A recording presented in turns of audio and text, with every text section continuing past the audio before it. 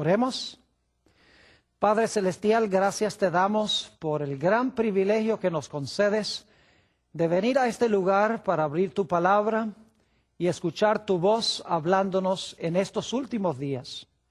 Pedimos, Padre, la compañía de tu Espíritu Santo. Danos entendimiento para que podamos comprender las grandes cosas de tu palabra. Y te damos gracias por escuchar nuestra oración, porque te lo pedimos en el nombre de Jesús. Amén. En nuestro estudio de hoy vamos a analizar 2 profetas y 2 libros. Ahora les voy a decir quién es el primer profeta y cuál es su libro, pero no les voy a decir sino hasta la segunda parte de nuestro tema, quién es el segundo profeta y su libro. El primer profeta es Juan el apóstol, y el libro al cual me refiero no es el Evangelio según San Juan, sino el libro de Apocalipsis. Ahora quisiera poder leer todos los versículos, pero no vamos a poder leerlos todos por la premura del tiempo, así que solamente les voy a dar algunas características en cuanto a Juan y su libro, y les voy a dar las referencias bíblicas para que puedan entonces buscar estas referencias. Lo primero que quiero mencionar es que el apóstol Juan tuvo el testimonio de Jesucristo.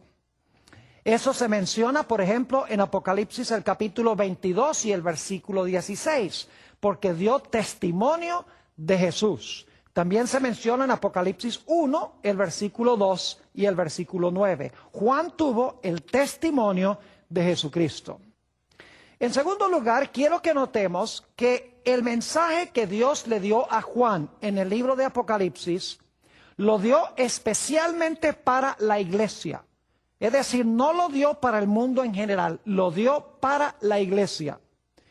Por eso en los mensajes de las 7 iglesias se usa la misma fórmula. El que tiene oído, oiga lo que el Espíritu dice a las iglesias. Si quieren una referencia, podrían buscar Apocalipsis 1:10 y también Apocalipsis 21 y el versículo 5. Otra característica del apóstol Juan es que nos dice en Apocalipsis 1:17 que cuando el apóstol Juan entraba en visión, caía como muerto. En Apocalipsis 1:17 dice que cuando tuvo esta visión de Jesús, dice que cayó al suelo como si estuviera muerto. Otra característica muy importante en cuanto a Juan, el escritor del libro de Apocalipsis, es que más de 40 veces en su libro, en el libro de Apocalipsis, que tiene 22 capítulos, él usa expresiones tales como vi y oí. Es decir, él está presenciando lo que Dios le está mostrando en visión. Por eso más de 40 veces usa la expresión vi o la expresión oí. La próxima característica que quiero que notemos en cuanto al apóstol Juan, cuando escribió el libro de Apocalipsis, es que obviamente su libro fue inspirado por el Espíritu Santo. En 2 de Pedro, el capítulo 1 y el versículo 20 y 21 dice que santos hombres de Dios hablaron siendo inspirados por el Espíritu Santo. Pero al examinar el libro de Apocalipsis notamos que el mensaje fue inspirado por el Espíritu Santo, pero le fue impartido directamente a Juan por medio de un ángel. Ustedes pueden notar eso en Apocalipsis 1 y el versículo 1 al 3 y también Apocalipsis 22:6. Dice que el Espíritu Santo inspiró el libro, pero fue un ángel el que le entregó el mensaje directamente a Juan. Otra característica interesante en cuanto a la experiencia de Juan cuando escribió el libro de Apocalipsis es que mientras estaba en visión, Dios le mandó a escribir lo que le estaba mostrando. Esto ustedes lo pueden notar en varias partes del libro de Apocalipsis. Apocalipsis 1:11 y también el versículo 19, Apocalipsis 19:9 y Apocalipsis 21:5, entre otros textos, dicen que Dios le mandó a Juan que escribiera lo que estaba viendo mientras estaba en visión. Otra característica interesante en cuanto a Juan es que cuando estaba en visión, Juan le hacía preguntas al ángel que le estaba dando la información. Les puedo dar un ejemplo, Apocalipsis 10 y el versículo 9, que habla de un librito que Juan debía comerse, que iba a ser dulce en la boca y amargo en el vientre. Juan comienza una conversación con su ángel, que le está revelando la información. No solo esto, sino que el libro de Apocalipsis nos dice que Juan también tuvo conversación con otros seres celestiales, fuera de los ángeles. Por ejemplo, en Apocalipsis 7, 13 y 14, nos dice que Juan tuvo una conversación con uno de los 24 ancianos. No vamos a hablar ahora de los 24 ancianos. Tal vez lo único que les voy a decir es que si tuviéramos tiempo, notaríamos que en la Biblia los 24 ancianos representan a aquellos habitantes de mundos del universo que nunca pecaron, nunca transgredieron la ley de Dios. Es interesante que Juan habló no solamente con el ángel que le revelaba la información, sino que habló también con uno de los 24 ancianos, otro ser celestial. Según Apocalipsis 1:12, Juan también habló con el Señor Jesucristo. Jesús se le reveló y Juan habló directamente con el Señor Jesús.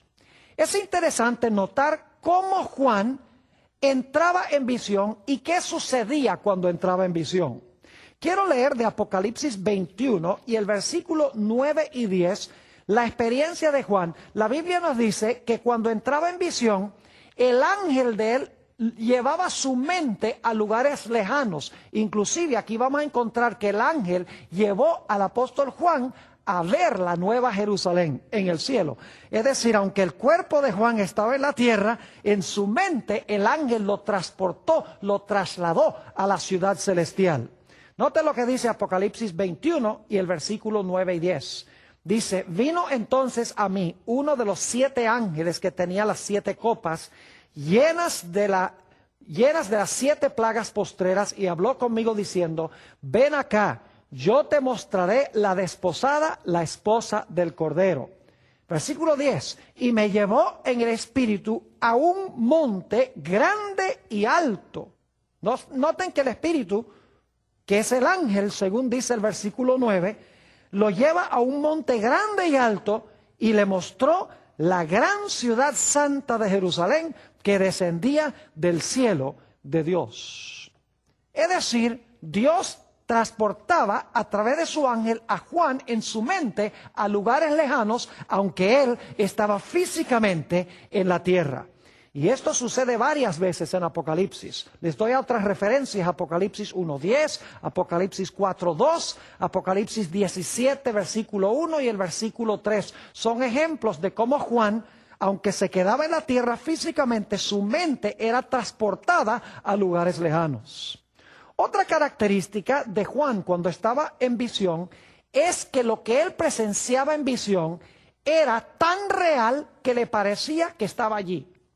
Le sucedió más o menos lo que pasó con el apóstol San Pablo en 2 de Corintios, el capítulo 12 y el versículo 2 al 4, donde habla de un hombre que él conoció que fue transportado al tercer cielo, que es el lugar donde vive Dios, y dice que no sabe si fue transportado allá en el cuerpo o si fue transportado allá fuera del cuerpo. Lo que quiere decir es que no sabe si ese personaje fue llevado al cielo físicamente o si solamente fue llevado en su mente al cielo. En Apocalipsis las escenas que ve Juan son tan reales que él cree que está allí participando de lo que él está viendo. Varias veces en el libro de Apocalipsis encontramos a Juan luchando por conseguir palabras para describir lo que está viendo. Por ejemplo, si ustedes leen Apocalipsis 15:2 y también Apocalipsis 21 y varios versículos, versículo 10, versículo 11, versículo 18 y el versículo 21, vemos que Juan está luchando por conseguir terminología, por conseguir palabras para describir lo que él está viendo, porque él está viendo escenas celestiales y no hay nada en la tierra con qué comparar esto. Ahora, hablemos un poco de las fuentes literarias de Juan, es decir, de dónde adquirió Juan la información que incorporó en su libro. La respuesta es que Juan adquirió material para su libro de 3 diferentes fuentes. Muchas personas creen que Juan recibió todo directamente de visiones y de sueños.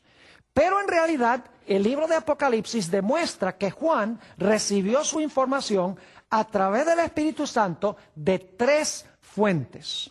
En primer lugar, él recibió o usó mucha información de otras fuentes inspiradas. Por ejemplo, hay más de 600 referencias en Apocalipsis a los libros del Antiguo Testamento.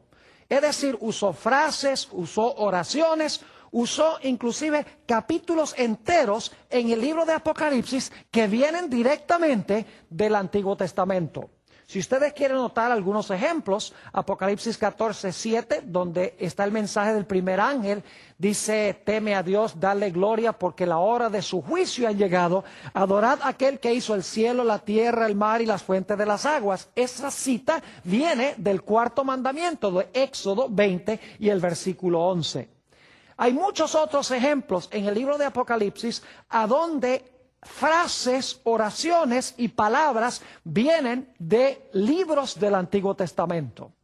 Pero en segundo lugar, encontramos que Juan tomó prestado también material de otros libros de su época. No libros de la Biblia, sino libros que estaban en el territorio donde él vivía en aquella época. Algunas personas se molestan, por ejemplo, cuando descubren que el libro de Apocalipsis tiene algunas frases que vienen de algunos libros que no forman parte de la Biblia. Por ejemplo, hay algunos versículos que están en Apocalipsis que vienen del libro de Enoc o el libro de Tobías, que son libros pseudoepígrafos del Antiguo Testamento o del periodo intertestamental. Sencillamente Dios le dio autorización a Juan para que Juan tomara esas frases, esas oraciones, esos conceptos de esos libros y que los incorporara como lenguaje inspirado dentro de su libro. Les voy a dar un par de ejemplos para que vean cómo el apóstol Juan usó información de otras fuentes fuera de la Biblia. En el libro de Enoc, capítulo 40 y el versículo 1, dice esto: después de esto miré y vi a miles de miles y a 10,000 por 10,000. Esa frase se usa en Apocalipsis 5:11. Y vi una multitud que no se podía contar ni calcular, que estaba delante del Señor de los Espíritus. Esta es una referencia que se encuentra en Apocalipsis el capítulo 7 y el versículo 9, y se encuentra también en Apocalipsis 5 y el versículo 11, a donde se usa la frase miles de miles y 10,000 por 10,000. Es decir, Dios permitió que Juan empleara el lenguaje de otros libros que no formaban parte del canon del Antiguo Testamento, porque Dios sabía que esas frases, esas oraciones, eran de confianza y Juan las podía incorporar directamente en su libro. Tal vez uno o dos ejemplos más. Dice en el libro de Enoc, el capítulo 100 y el versículo 3, y el caballo andará hasta el pecho en la sangre de los pecadores. Si ustedes leen Apocalipsis 14 y el versículo 20, van a encontrar que los caballos están cabalgando en medio de sangre y la sangre llega hasta los frenillos de los caballos. Es un lenguaje muy semejante el que se encuentra en Enoc y el que se encuentra en Apocalipsis 14 y el versículo 20. Un ejemplo más, dice en el libro de Tobías, capítulo 3 y el versículo 16 y 17, Jerusalén será edificada con zafiros y esmeraldas, y sus muros con piedras preciosas, y sus torres, y con oro puro. Las calles de Jerusalén serán pavimentadas con berilo y rubíes, y con la piedra de Ofir. La piedra de Ofir es oro. Fíjense que antes de que Apocalipsis dijera que la calle de la ciudad era de oro, El libro de Tobías mencionaba que la ciudad iba a tener piedras preciosas e iba a tener una calle de oro. Dios sencillamente permitió que Juan tomara el lenguaje de ese libro y lo incorporara como parte del registro inspirado del libro de Apocalipsis. No significa que Tobías y Enoc fueron libros inspirados, en ningún sentido de la palabra. Significa sencillamente que en esos libros había algunas frases, algunas ideas que eran de confianza, que eran la verdad, y Dios le permitió a Juan que rescatara esas joyas de esas fuentes para incorporarlas en su libro inspirado. Es decir, Juan consiguió información dirigido por el Espíritu de Dios, primeramente de otras fuentes inspiradas de libros del Antiguo Testamento. En segundo lugar, Dios permitió que tomara prestado frases, oraciones, palabras de otras fuentes que no eran parte del Antiguo Testamento. Y en tercer lugar, Dios le dio a Juan información directa en visiones que no estaban ni en el Antiguo Testamento ni se encontraban en ningún otro libro. Es decir, Dios le dio también a Juan material fresco, material nuevo que no se encontraba en ninguna otra fuente. Es decir, que el Espíritu Santo usó tres fuentes para el libro de Apocalipsis. Uno, le dijo a Juan que usara ciertas partes del Antiguo Testamento. Dos, que incorporara frases y palabras de otras publicaciones de su época. Y en tercer lugar, Dios le dio también material directamente de visiones y de sueños que recibió. Ahora hablemos un poquito de la ética literaria de Juan. Es decir, hablemos de las costumbres que usó Juan al incorporar su material, especialmente el material que tomó prestado de otras fuentes, a su libro. Lo primero que quiero decir es que el libro de Apocalipsis, como mencionaba, usa más de 600 referencias al Antiguo Testamento. Usa también referencias de otros libros, palabras y frases de otros libros. Pero ni una sola vez el libro de Apocalipsis le da crédito a esas fuentes. En ninguna parte dice Juan, esto lo saqué de Éxodo, esto lo saqué de Enoc, esto lo saqué de Zacarías. En ningún lugar dice de dónde tomó prestado ese material. Es decir, Juan no le da crédito a sus fuentes, aunque usó prolíficamente diferentes fuentes. Podríamos tal vez entonces decir que Juan era un plagista. Es decir, que Juan tomó prestado y nunca le dio crédito a las fuentes de donde tomó prestado. Algunas personas dicen, no, pero no era costumbre en aquella época darle crédito a las fuentes que el autor usaba. Pero eso no es verdad, porque en el Evangelio según San Mateo, repetidas veces, Mateo dice, como fue dicho por el profeta Isaías, como fue dicho por el profeta Jeremías, como fue dicho por el profeta Zacarías. Es decir, Mateo le da crédito cuidadoso a los lugares de donde él adquiere su material. Pero Juan, en su libro, toma prestado de otras fuentes, toma prestado de libros del Antiguo Testamento, de otras obras literarias de su época, y nunca le da crédito a ninguna de sus fuentes. Es interesante notar que aunque Juan toma muchísimo material prestado de diferentes partes, sin embargo, su libro es una obra literaria completamente nueva. Lo importante no es que toma material prestado de otras fuentes, sino lo importante es la forma como él organiza el material que él tomó de otras fuentes. Es decir, lo importante es cómo él toma todos esos pedazos de información y los incorpora en su libro. No tenemos tiempo de demostrarlo, pero en realidad el libro de Apocalipsis sigue el orden del santuario hebreo del Antiguo Testamento.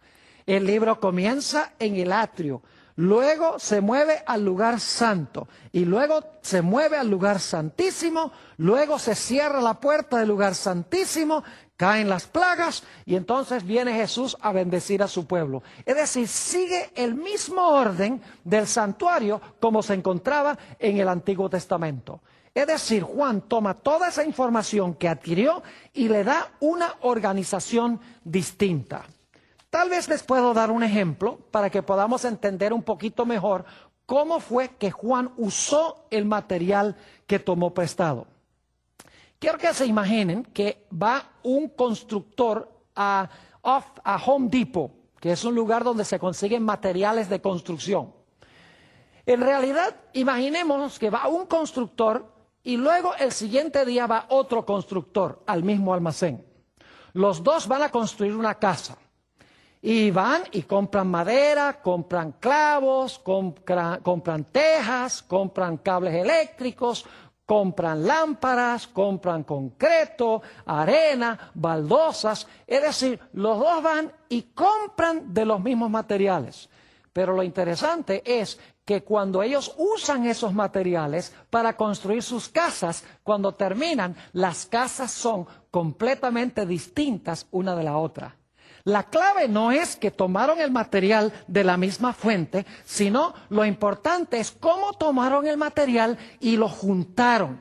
Es decir, que Juan tomó ese material y lo organizó de una forma distinta y escribió como resultado una obra maestra.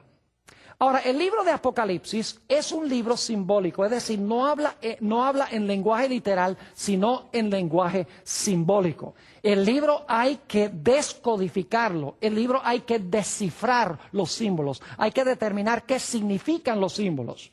Hay símbolos como, por ejemplo, el falso profeta, el dragón, la ramera, el vino de la ramera, las aguas sobre las cuales se sienta la ramera, los dos testigos, el sello de Dios, la marca de la bestia, 1260 días, 7 cuernos, 7 ojos. Todo esto es lenguaje simbólico y lo que hay que hacer es descodificar o descifrar el idioma para ver qué es lo que Dios está tratando de enseñar. Es decir, el libro de Apocalipsis, de comienzo a fin, es un libro que se presenta en terminología simbólica. Ahora preguntémonos, ¿cuál es el tema central del libro de Apocalipsis?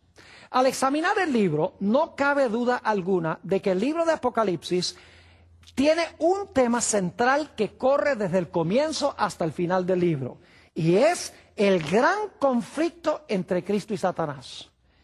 Y en ese gran conflicto, el libro de Apocalipsis enfatiza que Cristo vencerá y finalmente destruirá a Satanás y a sus huestes.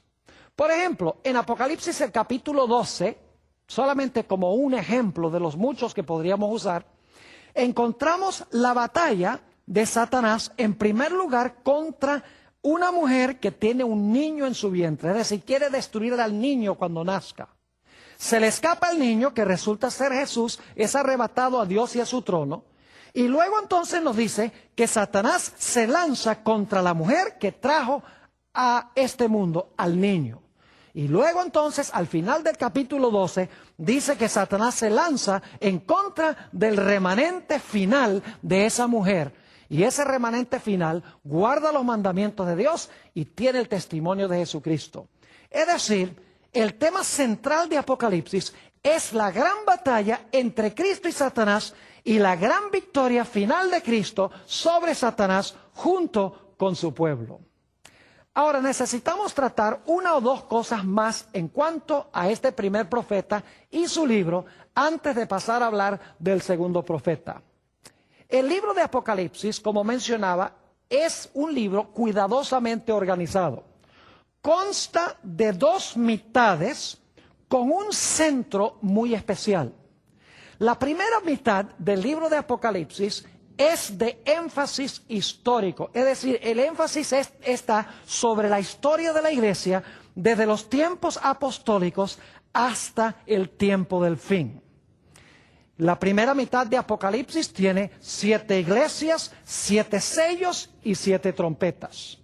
Las 7 iglesias, los 7 sellos y las 7 trompetas cubren el mismo periodo de tiempo desde los tiempos apostólicos hasta el final de la historia, pero cada serie presenta la historia desde una perspectiva un poco diferente. Es decir, que la primera mitad de Apocalipsis, desde el capítulo 1 hasta el capítulo 9, presenta énfasis histórico. La segunda mitad del libro de Apocalipsis, que es desde el capítulo 12 hasta el capítulo 22, se enfoca no tanto en el desarrollo histórico de la iglesia, sino que se enfoca en el conflicto y la crisis final que va a afrontar la iglesia. Por ejemplo, la última parte del libro de Apocalipsis tiene que ver con el levantamiento del dragón, el levantamiento de la bestia, el levantamiento del falso profeta, los mensajes de los 3 ángeles que van a ir a todo el mundo, el cierre de la puerta de la gracia en el capítulo 15, las plagas y el tiempo de angustia, la segunda venida del Señor Jesucristo, el milenio y luego el cielo nuevo y la tierra nueva.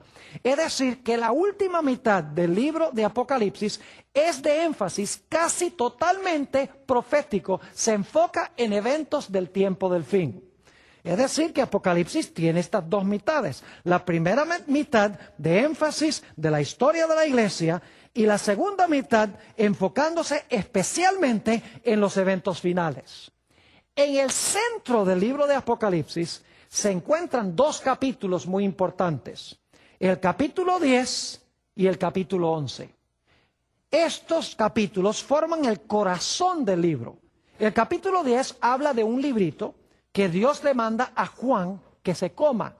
Dice que ese libro cuando se lo coma va a ser dulce en la boca, pero cuando llegue al vientre va a ser amargo en su vientre. Y dice que Juan se come el libro, es dulce en la boca y amargo en el vientre. Después de ese episodio, Dios le dice a Juan, es necesario que vayas y profetices de nuevo. El capítulo 11 tiene un énfasis muy especial y es sobre el juicio que inicia en el libro de Apocalipsis. Por eso, en la conclusión de Apocalipsis 11:19, Juan ve el templo abierto y se ve en el templo el arca del pacto. Saben que el arca del pacto se veía cuando empezaba el gran juicio en el pueblo de Israel, lo que se conoce como el gran día de expiación. Es decir, que en el centro de Apocalipsis tenemos 2 aspectos muy importantes. Tenemos el librito, que resulta ser el libro de Daniel, especialmente Daniel 8:14, un mensaje que es dulce en la boca, pero amargo en el vientre. Y luego tenemos en el capítulo 11 el comienzo del juicio en el cielo, en el lugar santísimo, a donde se encuentra el arca del pacto. Un detalle más en cuanto a este magnífico libro de Apocalipsis. Resulta que sabemos a través de la historia eclesiástica que Satanás procuró matar a Juan antes que Juan escribiera el libro de Apocalipsis. Y ustedes dicen, ¿cómo sabemos eso? Sencillamente porque uno de los padres eclesiásticos con el nombre de Tertuliano relata que en los tiempos del emperador romano Domiciano, Juan fue echado en un caldero de aceite hirviente porque quería matarlo. Pero Dios milagrosamente preservó la vida de Juan y como no pudo matarlo con el aceite, dice Tertuliano que este apóstol fue enviado a la isla de Patmos, a donde recibió la visión sobre el libro de Apocalipsis y a donde escribió su libro. Elena White, en su libro Hechos de los Apóstoles, página 455, corrobora esta tradición eclesiástica cuando dice lo siguiente: Juan fue echado en un caldero de aceite hirviente, pero el Señor preservó la vida de su fiel siervo, así como protegió a los 3 hebreos en el horno de fuego. Ahora, hemos estudiado en cuanto al primer profeta y en cuanto a su libro de Apocalipsis. Ahora quiero hablarles de otro profeta. En realidad es una profetisa con el nombre de Elena G. de White. Ella también escribió un libro muy interesante y vamos a hablar de ese libro. Se llama El conflicto de los siglos.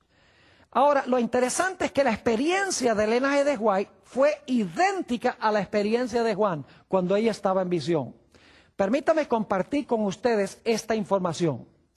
En primer lugar, Apocalipsis 12:17 dice que la iglesia remanente final iba a tener en su medio el testimonio de Jesucristo.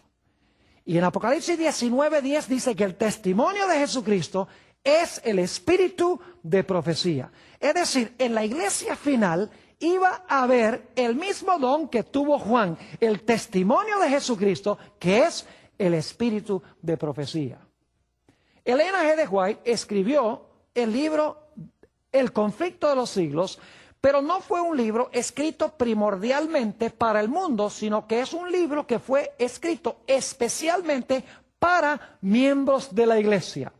Por ejemplo, muchas veces en sus escritos, ella se refiere a sus escritos como los testimonios para la iglesia. Es decir, la obra del profeta era dar testimonio a la iglesia.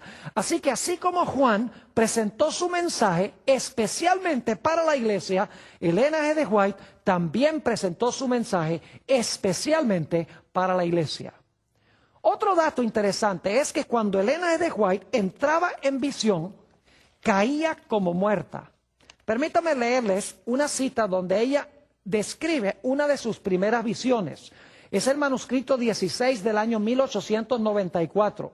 Dice ella, cuando entró en visión, pensaban que estaba muerta y velaron y lloraron y oraron por mucho tiempo, pero para mí era el cielo, era la vida. Es decir, al igual que Juan en Apocalipsis, cuando Elena G. de White entró en visión, dice que cayó como muerta y la gente en realidad creía que estaba muerta. Los testigos dicen que Elena G. de White no respiraba, así como Daniel cuando entraba en visión no respiraba. Otro dato interesante en cuanto a Elena G. de White es que en las primeras ediciones del Conflicto de los Siglos, en una serie de libritos que se conocen como dones espirituales, es un librito en realidad que contiene el conflicto de los siglos en forma abreviada, tiene 219 páginas. Una vez por lo menos cada página, Elena G. de White usa expresiones tales como vi o me fue mostrado. La misma expresión que usó Juan en su libro más de 40 veces, Elena G. de White en el libro Dones Espirituales, que es el precursor del libro que tenemos hoy, El conflicto de los siglos, ella usó la expresión vi o me fue mostrado. Otro dato interesante en cuanto a Elena G. de White es que, aunque su mensaje fue inspirado por Dios, el mensaje le era entregado por un ángel. Se refería a su ángel como mi ángel acompañante, lo llamaba mi guía o mi instructor. Por ejemplo, Elena G. de White en el libro Testimonios para la Iglesia, tomo 1, página 73, dice ella lo siguiente en cuanto a su primera visión. Hasta el momento de mi primera visión, no podía escribir. Mi mano temblorosa no era capaz de sostener con firmeza la pluma. Mientras estaba en visión, el ángel, noten esto, el ángel me mandó que escribiera la visión. Mientras estaba en visión, fíjense, el ángel la mandó que escribiera la visión. Yo obedecí y pude escribir libremente, mis nervios fueron fortalecidos y mi mano se tornó firme. Interesante que el mensaje le fue impartido por su ángel acompañante. Interesante que cuando estaba en visión, el ángel le decía, escribe mientras estás en visión. Otro dato interesante en cuanto a Elena G. de White es que cuando estaba en visión le hacía preguntas a su ángel. Noten, por ejemplo, esta cita que se encuentra en Primeros Escritos, página 40. Dice ella, no podía sufrir el pensamiento de volver a este mundo tenebroso. El ángel me dijo entonces, debes volver y si eres fiel, tendrás con los 144,000 el privilegio de visitar todos los mundos y ver la obra de las manos de Dios. Fíjense que ella le está pidiendo al ángel que la deje quedarse allá y el ángel le dice, no tienes un mensaje que impartir, tienes que regresar. Pero Elena G. de White también se le dio el privilegio de hablar con seres de otros mundos que nunca pecaron.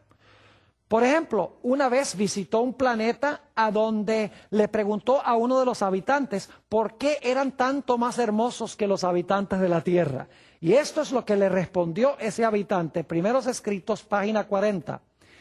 Le dijo, hemos vivido en estricta obediencia a los mandamientos de Dios y no incurrimos en desobediencia como los habitantes de la Tierra. Inclusive, la hermana White se le permitió una vez ir a un planeta a donde vio a Enoc. Y tuvo el privilegio de hablar con Enoc, quien fue trasladado al cielo de entre los vivos. En Primeros Escritos, página 40, Enoc, cuando ella le preguntó si ese era el lugar donde él vivía permanentemente, Enoc le contestó: no es este, mi morada es la ciudad y he venido a visitar este sitio. Elena G. de White también múltiples veces en sus escritos tuvo el privilegio de hablar con el Señor Jesucristo. En Primeros Escritos, en la página 19, el Señor Jesucristo, hablando de la gloria que rodeaba a Dios el Padre, encontramos que Jesús le declaró a Elena White: si llegases a contemplar la gloria de su persona, es decir, la gloria del Padre, dejarías de existir. Es interesante que Elena G. de White también fue transportada en visión a lugares lejanos, donde le parecía que ella estaba yendo físicamente allá, pero en realidad el ángel estaba llevando su mente a esos lugares. Noten, por ejemplo, esta cita que encontramos en el libro Primeros Escritos, en la página 32. Dice ella lo siguiente: pronto perdí el conocimiento de las cosas terrenas y quedé arrebatada en una visión de la gloria de Dios. Vi un ángel que con presteza volaba hacia mí. Me llevó rápidamente desde la tierra a la santa ciudad. Y algunos dicen: pero qué cosa tan rara. Pero ¿por qué es tan raro si Juan tuvo la misma experiencia? Nos dice la Biblia. Sigue diciendo: me llevó rápidamente desde la tierra a la santa ciudad, donde vi un templo en el que entré. Antes de llegar al primer velo pasé por una puerta. Levantóse ese velo y entré en el lugar santo, donde vi el altar de incienso, el candelabro con las 7 lámparas y la mesa con los panes de la proposición. Después que hube notado la gloria del lugar santo, Jesús levantó el segundo velo y pasé al lugar santísimo.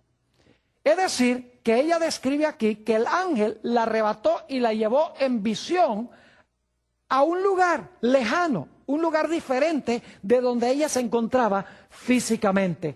Dice que las cosas terrenas quedaron atrás. Una de las visiones interesantes que tuvo Elena G. de White fue la famosa visión del tren. Se encuentra relatada en Mensajes Selectos, tomo 1 y la página 41. En realidad aquí se halla también descrito cómo es que Elena G. de White experimentaba las cosas cuando estaba en visión. Dice allí: puesto que se han hecho frecuentemente preguntas en cuanto al estado en que estoy durante la visión, y después que salgo de ella, diré que cuando el Señor cree oportuno darme una visión, soy llevada a la presencia de Jesús y de los ángeles, y estoy completamente perdida en cuanto a las cosas terrenales. No puedo ver más allá de lo que los ángeles me enseñan. Mi atención con frecuencia es dirigida a escenas que suceden en la tierra. Fíjense que ella describe que era llevada en visión al cielo y se perdía en lo que respecta a las cosas terrenales. Y quiero decirles que decenas de testigos que la vieron en visión la examinaron mientras estaba en visión. La visión más larga de ella duró 4 horas. Y los testigos dicen que ella durante esas 4 horas en realidad no respiró ni una sola vez. Le tapaban la nariz, le ponían un espejo cerca de la boca para ver si el espejo se empañaba, la pellizcaban para ver si sentía algún dolor y nada. Es como si su cuerpo estuviera aquí y su mente estuviese en otro sitio igualito que Juan. Ahora, Elena G. de White también luchó por conseguir palabras para describir lo que Dios le mostró. Por ejemplo, en Primeros Escritos, la página 19, ella dice: no me es posible describir las maravillas que vi, porque está hablando de lo que vio en el cielo. Oh, si yo supiera el idioma de Canaán, entonces podría contar algo de la gloria del mundo mejor. En la página 289 dice ella: las palabras son demasiado pobres para intentar una descripción del cielo. Siempre que se vuelve a presentar ante mi visión, el espectáculo me anonada de admiración. Arrobada por el insuperable esplendor y la excelsa gloria dejó caer la pluma exclamando: ¡oh, qué amor, qué maravilloso amor! El lenguaje más exaltado no bastaría para describir la gloria del cielo ni las incomparables profundidades del amor del Salvador. Igual que Juan, ella luchó por conseguir palabras humanas para describir lo que Dios le estaba mostrando. Ahora, hablemos de las fuentes literarias de Elena G. de White, es decir, ¿de dónde adquirió Elena G. de White su información? Cuando leemos con cuidado el libro El conflicto de los siglos, que es el libro del cual estamos hablando especialmente, notamos que adquirió mucha información de libros del Antiguo y del Nuevo Testamento. Es decir, tiene muchas citas de muchos libros del Antiguo y del Nuevo Testamento. Es decir, ella adquirió mucho de su material de otras fuentes inspiradas de autores que escribieron antes que ella. Pero también los que han leído el libro El conflicto de los siglos han notado que ella usa también material de otros autores que no podríamos decir que fueron inspirados. Por ejemplo, ella usa la historia eclesiástica de D'Aubigné. Usa también la historia eclesiástica de un autor con el apellido Wiley. Usó material escrito por algunos pioneros de la iglesia adventista, como J.N. Andrews, Jaime White y Uriah Smith. Es decir, ella usó lenguaje, citas de otros autores, igual que Juan también usó citas de otros autores. Dios sencillamente dirigió la mente de ella para que ella pudiera conseguir la información en otras fuentes que era de confianza, y Dios le dio permiso para usar esta información e incorporarla en su libro. Es decir, que Elena G. de White usa otras fuentes inspiradas, citas del Antiguo y el Nuevo Testamento. En segundo lugar, usa material de otros autores que Dios le dijo: esto es de confianza, puedes usarlo. Y en tercer lugar, Elena G. de White presenta en El conflicto de los siglos mucho material que no se consigue en ninguna otra parte. Es decir, es material que Dios le dio solo a ella directamente en visiones y en sueños. Por ejemplo, si ustedes leen los capítulos La liberación del pueblo de Dios, la desolación de la tierra y el fin del conflicto, en el libro El conflicto de los siglos, van a descubrir que prácticamente todo el material que ella usa en esos capítulos, ella recibió esa información directamente de sueños y de visiones. Es decir, el libro El conflicto de los siglos consta de las mismas fuentes que el libro de Apocalipsis. En primer lugar, uso de otras fuentes inspiradas que fueron escritas antes. En segundo lugar, obras o material de otros autores no inspirados, pero Dios le dijo a Elena G. de White: usa ese material porque es de confianza, lo puedes incorporar. Y en tercer lugar, material fresco, nuevo, que ella recibió en visiones y en sueños. Ahora hablemos un poco de la ética literaria de Elena G. de White. ¿Cómo eran sus costumbres literarias? En sus obras originales, porque El conflicto de los siglos que tenemos hoy tuvo un proceso de desarrollo. Primero se llamó Dones Espirituales, luego después se llamó Espíritu de Profecía, tomo 4, y luego entonces El conflicto de los siglos plenamente desarrollado que tenemos hoy. En las primeras ediciones del conflicto de los siglos, es decir, en Dones Espirituales y en el tomo 4 de Espíritu de Profecía, Elena G. de White no le dio ningún crédito a ninguna de las fuentes que ella usó. Nunca citó de dónde venía del Antiguo o del Nuevo Testamento, nunca dijo de dónde vino el material de otros autores. En el conflicto de los siglos que tenemos hoy en día, ya la gente le había dicho: es mejor que incorpores los versículos de la Biblia e incorpores de dónde estás adquiriendo el material. Y entonces ella incluyó las referencias bíblicas y también incluyó las referencias de los otros libros que ella empleaba. Pero en las primeras ediciones, ella, como Juan, no usó ninguna referencia de dónde estaba adquiriendo el material. Ahora, Elena G. de White no estaba tratando de ocultar de dónde había adquirido ese material. Algunos la acusan de plagio. Dicen: la hermana White usó citas de otros autores y nunca les dio crédito. Bueno, tendríamos que decir entonces que Juan el apóstol también fue un plagista, porque usó montones de material de otros autores y nunca les dio crédito tampoco. El hecho es que la hermana White nunca hizo esto ni lo escondió No dijo, yo voy a tomar prestado, ojalá que nadie me descubra. Nunca fue así. Ella anunció públicamente que en el conflicto de los siglos ella estaba usando material de otras fuentes. Por ejemplo, en el conflicto de los siglos, la página 14, ella dice lo siguiente: en algunos casos, cuando he encontrado que un historiador había reunido los hechos y presentado en pocas líneas un claro conjunto del asunto, es decir, del asunto que ella había visto, o agrupado los detalles en forma conveniente, he reproducido sus palabras. No tanto para citar a esos escritores como autoridades, sino porque sus palabras resumían adecuadamente el asunto. Y luego dice, y al referir los casos y puntos de vista de quienes siguen adelante con la obra de reforma en nuestro tiempo, es decir, de otros autores, me he valido en forma similar de las obras que han publicado. Es decir, en la misma introducción al conflicto de los siglos, ella dice, yo usé material de otros autores, yo usé material de nuestros pioneros, lo he incorporado en mi libro, no porque son autoridades, sino porque lo que ellos escribieron cuadra perfectamente con lo que Dios me ha mostrado en visión. Es decir, que Elena E. de White siguió un proceso muy parecido al proceso de Juan. En primer lugar, nunca le dio crédito a las personas que ella citó. Pero no podríamos decir que fue plagista porque no quería esconder ese hecho, sino que usaba el lenguaje porque habían escrito en forma fidedigna y para qué ella iba a perder tiempo escribiendo lo mismo, fresco y nuevo, si ya se había escrito. Ahora quiero decirles que el libro de El conflicto de los siglos es una obra maestra literaria. En realidad, El conflicto de los siglos es un libro de Apocalipsis descifrado o descodificado.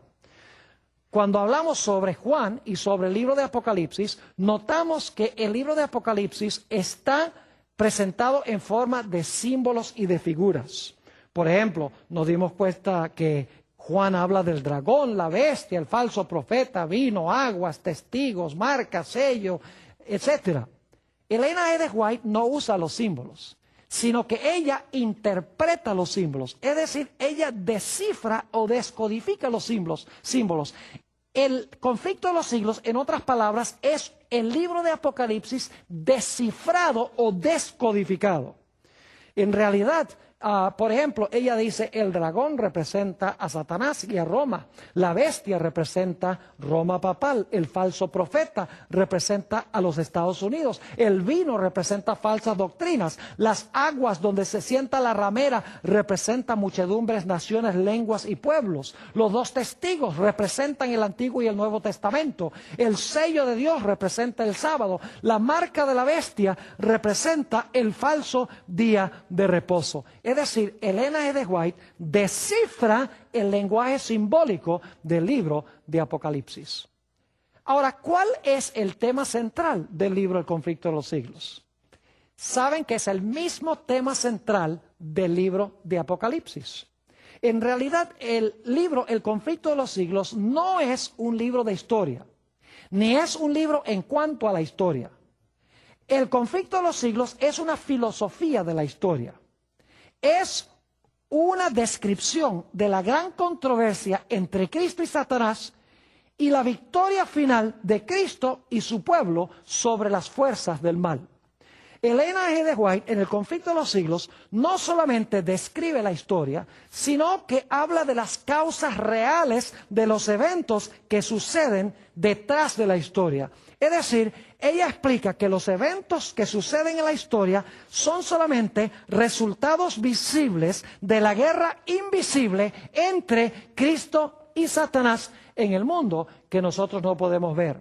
Es decir, ella está dando una interpretación de la historia, está dando las causas reales de los eventos históricos como se están realizando.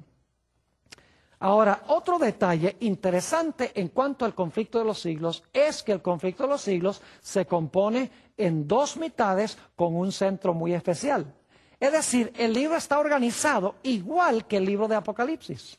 Lo interesante es que desde la página 19 hasta la página 332 del Conflicto de los Siglos, usted va a notar que Elena G. de White enfatiza mayormente la historia de la iglesia. Como la primera mitad del libro de Apocalipsis, la primera mitad del Conflicto de los Siglos enfatiza historia eclesiástica.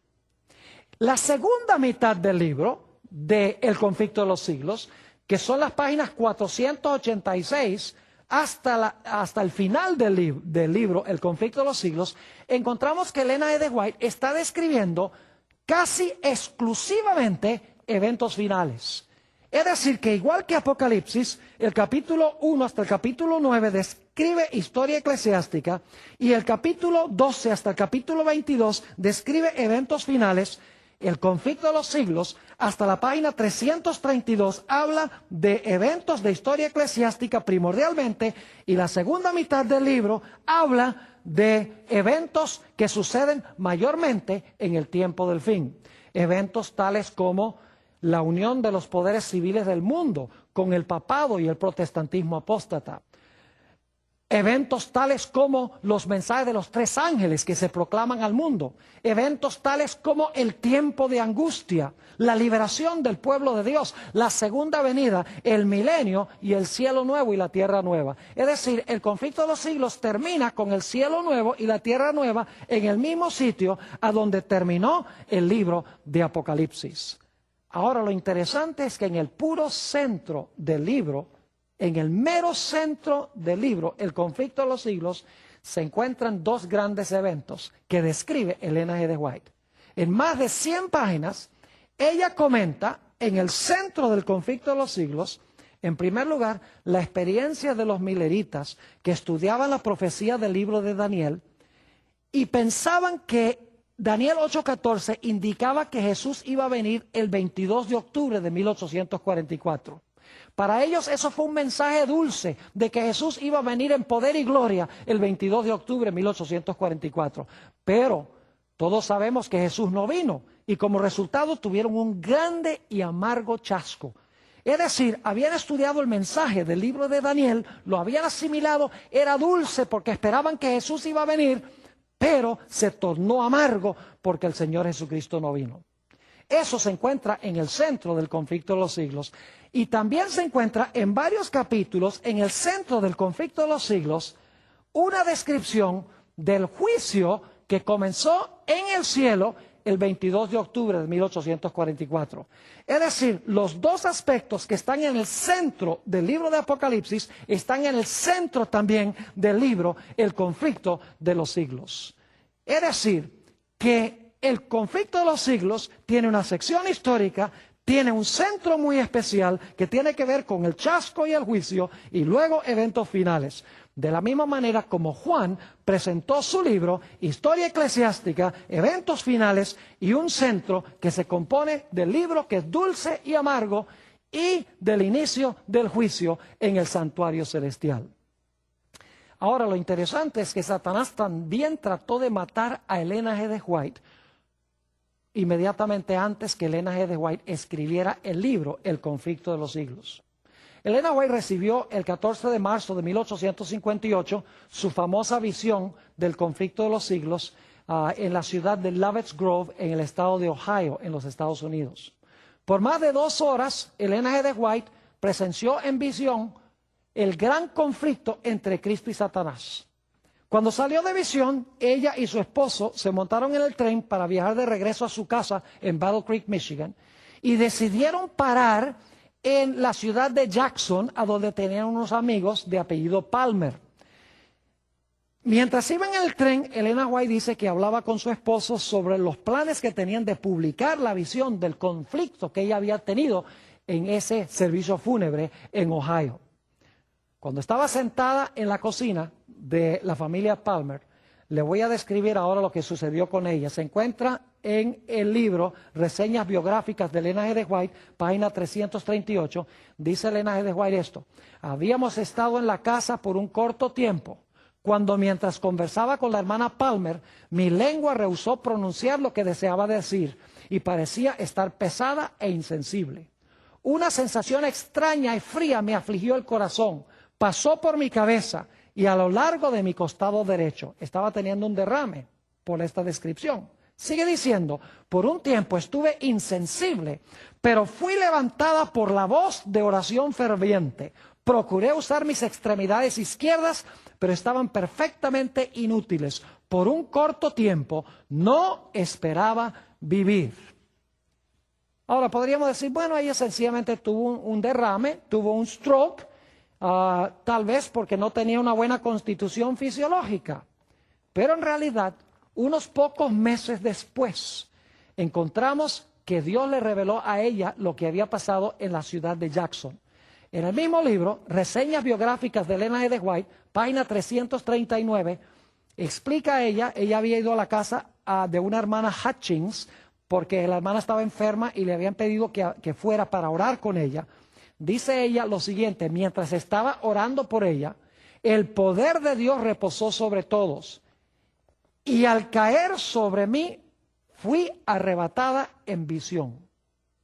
Es decir, cuando el Espíritu y el poder de Dios cayeron sobre ella, fue arrebatada en visión.